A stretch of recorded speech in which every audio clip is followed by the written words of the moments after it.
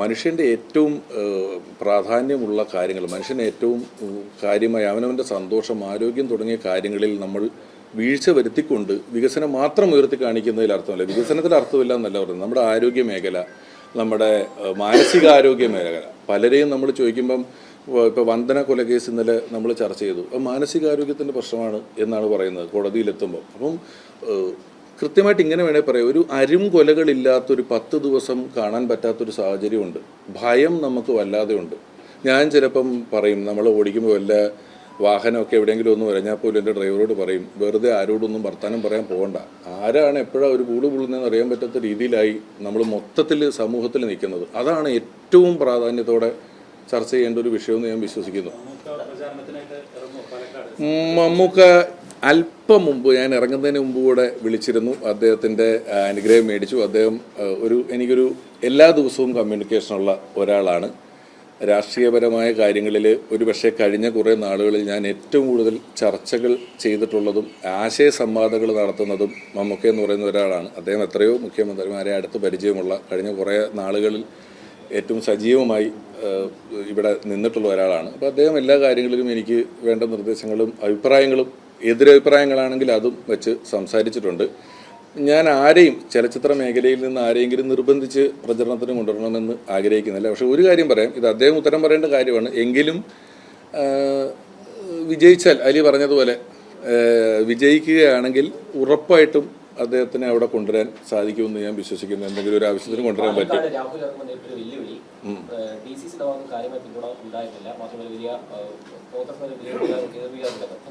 ഞാൻ ചോദിച്ചിട്ട് അടുത്ത 18 ദിവസം നീ രാഹുലിനെ പറ്റി മാത്രമേ ചോദിക്കുന്നുള്ളൂ. നമ്മൾ മമ്മൂക്കയിലെത്തി കാര്യങ്ങൾ അവിടെ നിന്ന് വണ്ടി എടുത്ത് ഞാൻ ഇതിങ്ങനെ കൺക്ലൂഡ് ചെയ്യുന്നു. അദ്ദേഹം ചെയ്തത് അദ്ദേഹം നല്ല കാര്യങ്ങൾ പറഞ്ഞിരുന്നല്ലോ.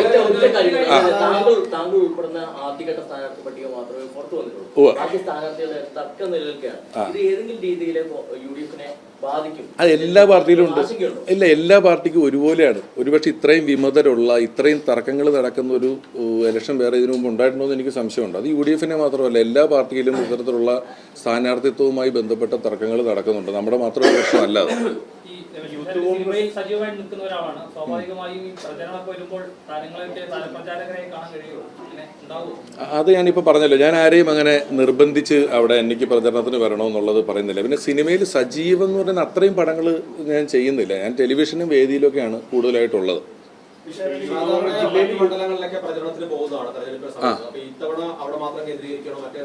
അവിടെ തന്നെ പ്രധാനമായിട്ടും കേന്ദ്രീകരിക്കണം. നമുക്ക് വളരെ പരിമിതമായ സമയമല്ല ഇത്തവണ കിട്ടിയിട്ടുള്ളൂ. അതുകൊണ്ട് ഉറപ്പായിട്ടും അവിടെ അതിനുവേണ്ടി കൂടുതൽ സമയം ചെലവഴിക്കണം. അവിടെയുള്ള എല്ലാവരെയും ഉള്ള സമയം കൊണ്ട് കാണണമെന്നുള്ളതാണ് ഉദ്ദേശം.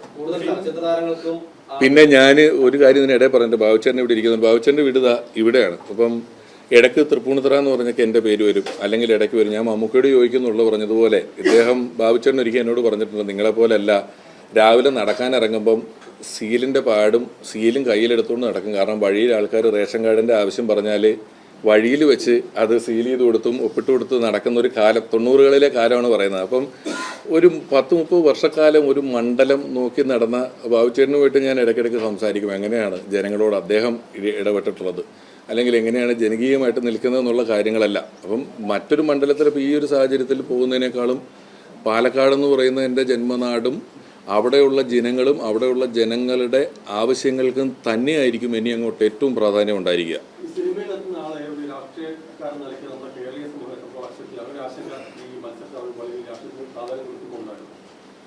സിനിമ ഒരു തൊഴിലായിട്ട് അങ്ങ് കണ്ടാൽ മതി.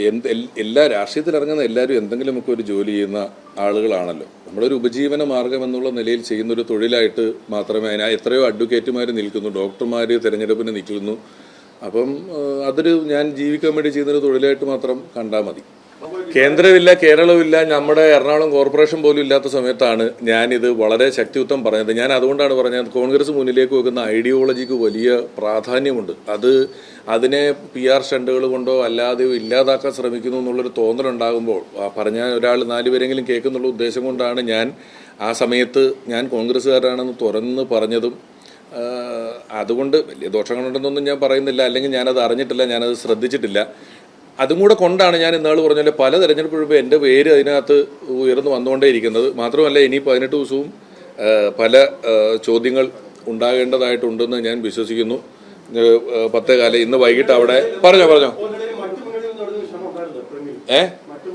ഞാൻ ഇത്ര ഉറക്കെ പ്രഖ്യാപിച്ച ഒരാളായതുകൊണ്ട് അങ്ങനെ ഒരു ക്ഷണം എനിക്ക് ഉണ്ടായിട്ടില്ല. അത് വെറുതെ ഒരു രസത്തിന് വേണ്ടിയോ കൈയടിക്ക് വേണ്ടിയോ പറഞ്ഞതല്ല. വളരെ ശക്തമായി നിൽക്കുന്ന ആളാണെന്നുള്ള ബോധ്യം ഉണ്ടായതുകൊണ്ട് എനിക്ക് മറ്റൊരു മുന്നണിയൊന്നും അങ്ങനെ ഒരു ക്ഷണം ഉണ്ടായിട്ടില്ല. എല്ലാ മുന്നണികളും എനിക്ക് വലിയ സൗഹൃദങ്ങൾ ഉണ്ട്. ഞാൻ എൻ്റെ ഒരു പെരുമാറ്റം കൊണ്ടിട്ട് പാലക്കാട് എത്തുമ്പോൾ ഒരു പ്രധാനപ്പെട്ട കാര്യം, വളരെ പ്രധാനപ്പെട്ട ഒരു തെരഞ്ഞെടുപ്പാണ്. ഈ ഒരു സമയത്ത് പാലക്കാടിലെ ഏറ്റവും കൂടുതൽ ചർച്ച സ്വാഭാവികമായിട്ടും രാഹുൽ മാങ്കൂട്ടത്തിന്റെ വിഷയമായിരിക്കും. ഞാൻ ആ വിഷയം നിൽക്കൂ. ഞാൻ ആ വിഷയത്തിൽ എൻ്റെ നിലപാട് എന്താണ് അതിൻ്റെ ഉത്തരമാണ് അല്പം മുമ്പ് പറഞ്ഞ് കൺക്ലൂഡ് ചെയ്തത്. അത് ഇപ്പൊ ഇത്രയും പേരുണ്ടല്ലോ, ഇത്രയും പേര് നിൽക്കെ അവിടെ ഉള്ളവരോടാണല്ലോ പറഞ്ഞത്. ഇല്ല, അതിനാണല്ലോ അതിനുള്ള ഉത്തരം. ഇത് ഈ 18 ദിവസവും ഈ ഒരു വിഷയം തന്നെ അല്ലല്ലോ ബാധ്യത. ഇതിന്റെ ഏറ്റവും ഉച്ചസ്ഥായി നിൽക്കുമ്പോഴല്ലേ നമ്മുടെ തദ്ദേശ സ്വയംഭരണ തെരഞ്ഞെടുപ്പുകൾ നടന്നത്. അതിന് നേതൃത്വം ഉത്തരം പറഞ്ഞിട്ടുണ്ട്. അദ്ദേഹം തന്നെ പത്രസമ്മേളനം നടത്തി കാര്യങ്ങൾ പറഞ്ഞിട്ടുണ്ട്. ഞാൻ അല്പം മുമ്പ് എൻ്റെ ഈ വിഷയത്തിലെ തീരുമാനം എന്താണ് എന്ന് കൃത്യമായി അദ്ദേഹം ചെയ്ത കാര്യങ്ങൾക്ക് മൊറാലിറ്റിയെ ബന്ധപ്പെട്ടോ വ്യക്തിപരമായോ അദ്ദേഹം ചെയ്ത കാര്യങ്ങൾക്ക് അദ്ദേഹത്തിനാണ് ഉത്തരവാദിത്വം. അതിൻ്റെ ഗുണമോ ദോഷമോ അദ്ദേഹം അനുഭവിക്കുക. അദ്ദേഹം എന്തെങ്കിലും നല്ലത് ചെയ്തിട്ടുണ്ടെങ്കിൽ ചെയ്ത കാര്യങ്ങളുണ്ട്, ആ കാര്യങ്ങളുടെ തുടർച്ച ഞാൻ ഏറ്റെടുക്കുകയും ചെയ്യും എന്നുള്ളതാണ് ഇതിലെ എൻ്റെ കൃത്യമായ നിലപാട്. അപ്പോൾ അതുകൊണ്ട് ആ വിഷയത്തിൽ ഇനിയൊരു ചോദ്യം ഉണ്ടാകുമെന്ന് ഉത്തരം പറയേണ്ടി വരുമെന്ന് എനിക്ക് തോന്നുന്നില്ല. ഞാൻ പറയുന്നത് എനിക്ക് നിരവധി ആളുകൾ ഇപ്പോൾ മത്സരരംഗത്തേക്ക് വരികയാണ്. അപ്പൊ അവരോടൊക്കെ തൃപ്പൂണിത്തുറയിലടക്കം അങ്ങോടൊപ്പമുള്ള ആളുകളൊക്കെ തന്നെയാണ് താരങ്ങളായ ആളുകൾക്ക് കൂടുതൽ പ്രാമുഖ്യം രാഷ്ട്രീയ പാർട്ടികൾ നൽകുന്ന സാഹചര്യമുണ്ട്. താരങ്ങളായ ആളുകൾക്ക് രാഷ്ട്രീയം കൊടുക്കുന്നതിന് നല്ല പ്രവണതയാണോ എന്ന് എനിക്ക് നമ്മൾക്ക് ഇവരെല്ലാം എന്തുമാത്രം പെർഫോം ചെയ്യുമെന്നുള്ളതിനെ പറ്റി നമുക്ക് പ്രെഡിക്റ്റ് ചെയ്യാൻ പറ്റില്ല. ബാക്കിയുള്ളവർ താരങ്ങളല്ല എന്നുള്ളതല്ലേ ഉള്ളൂ. അവരെ പലരെയും നമുക്ക് അറിഞ്ഞോളണമെന്നോ അങ്ങനെ നിർബന്ധങ്ങളൊന്നും ഇല്ലല്ലോ. നമുക്ക് ബാക്കിയുള്ളവർ താരങ്ങളല്ല, ഇവർ താരങ്ങളാണ് എന്നുള്ളതേ ഉള്ളൂ. ഇവർ എന്തുമാത്രം പെർഫോം ചെയ്യുന്നുള്ളത് നമുക്കറിയില്ല. എന്നെ സംബന്ധിച്ചിടത്തോളം നേരത്തെ പറഞ്ഞതുപോലെ ഞാൻ വളരെ കൃത്യമായി രാഷ്ട്രീയം പറഞ്ഞുകൊണ്ട് 10-40ഓളം മണ്ഡലങ്ങളിൽ കഴിഞ്ഞ തവണ പ്രചരണത്തിനിറങ്ങുകയും എല്ലാ ഉപതെരഞ്ഞെടുപ്പുകൾക്ക് പ്രചരണത്തിന് പോവുകയും ഭാരതിയോടോ യാത്ര നടന്നപ്പോൾ, ഭാരതിയോടോ യാത്ര ഇവിടെയുള്ള ഇടതുപക്ഷത്തിനെതിരെ നടത്തിയ യാത്രയൊന്നുമല്ല, എന്നിട്ട് പോലും ഇടതുപക്ഷം ഉൾപ്പെടെ അതിനെ പരിഹസിക്കുമ്പോൾ ഇവിടെ നിന്നും കേരളത്തിൽ നിന്നും അതിൽ പങ്കെടുത്ത ഒരേ ഒരു കലാമേഖലയിലെ ആൾ ഞാനാണ്. ഒരേ ഒരാൾ, രണ്ടാമതൊരാൾ ഉണ്ടായിട്ടില്ല. അതാണ് എനിക്ക് അഭിമാനിക്കാവുന്ന ഒരു കാര്യവും തോന്നുന്നു. നാടാണ് പാലക്കാടുള്ളത്. അച്ഛൻ കണ്ണൂര് സ്വദേശിയാണ്. അച്ഛൻ, ഇത് ഭാര്യ സൗമ്യ. പീലി വീരൻ ധീരനൊക്കെ എന്തേ സൗമ്യ അച്ഛനും അമ്മയും കൂടെ വന്നു. ഇത് നടുക്കലത്തെ മോൻ, ഇത് ഇളയവൻ, ഭാര്യയുടെ അച്ഛൻ, ഭാര്യയുടെ അമ്മ, ഇവരൊക്കെയാണ് ഇവിടെ ഉള്ളത്. ഇവരെല്ലാം ഞാനിങ്ങനെ ഒരു 10-18 ദിവസത്തേക്ക് പോകുന്നതിന്റെ ഭാഗമായി, 18 ദിവസത്തേക്കല്ല ഇതിനെ പറഞ്ഞ അടുത്ത 5 കൊല്ലത്തേക്ക് പോകുന്നതിന്റെ ഭാഗമായിട്ട് ഉള്ള ഇതിൽ നിൽക്കുകയാണ് കേട്ടോ. ഇന്ന് തന്നെ തുടങ്ങും. ഇപ്പൊ ഇല്ല കുടുംബമില്ല. ഇല്ല ആരുമില്ല, ഞാൻ തന്നെ ഉള്ളൂ. നേരെ പാലക്കാടേക്കാണ്. ആയിക്കോട്ടെ, ഓക്കെ ഓക്കെ. അല്ല